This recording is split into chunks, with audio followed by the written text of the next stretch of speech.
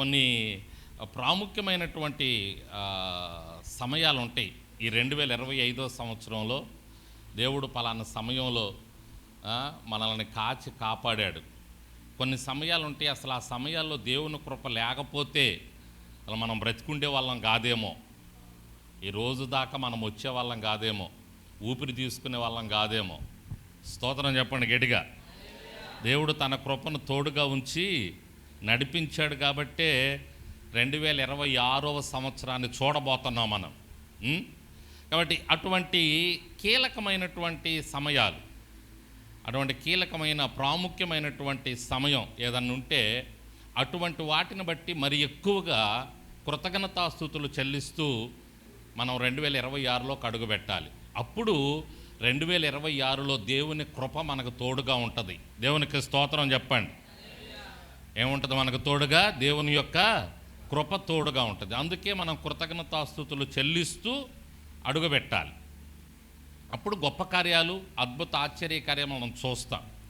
యేసుక్రీస్తు వారు 5 రొట్టెలు 2 చేపలు 5,000 మందికి పంచిపెట్టబోయే ముందు ఆయన చేసిన పని ఏంటంటే ఆ రొట్టెలని ఆ చేపలను ఎత్తుకొని కృతజ్ఞతాస్తుతులు చెల్లించాడంట. అయ్యా, నేను ఈ సమయంలో ఈ రొట్టెలని 5,000 మందికి, అంటే 5,000 మంది పురుషులే అని ఉంది, మరి స్త్రీలు ఎంతమంది ఉండారో పిల్లలు ఎంతమంది ఉండారో కానీ అంతమందికి పెట్టబోతున్నానయ్యా, ఇదిగో నీ కృతజ్ఞతాస్తుతులు చెల్లిస్తూ పెడుతున్నానయ్యని కృతజ్ఞతాస్తుతులు చెల్లించాడంట. రొట్టెలు తీస్తూ ఉంటే వస్తూ ఉన్నాయంట, తీస్తూ ఉంటే వస్తూ ఉన్నాయంట. ఎంతగా అంటే అక్కడ ఆయన ఎదురున్నటువంటి జనసమూహములందరూ తినగా మిగిలినవి 12 గంపలు ఎత్తారంట. గట్టిగా చప్పట్లు కొట్టి దేవుని నామాన్ని మహిమపరుద్దాం. ఎన్ని గంపలు ఎత్తారంట? 12 గంపలు ఎత్తారంట. అంటే కృతజ్ఞతాస్తుతులు చెల్లిస్తే మన గిన్నె నిండి పొర్లిద్ది. దేవునికి స్తోత్రం చెప్పండి.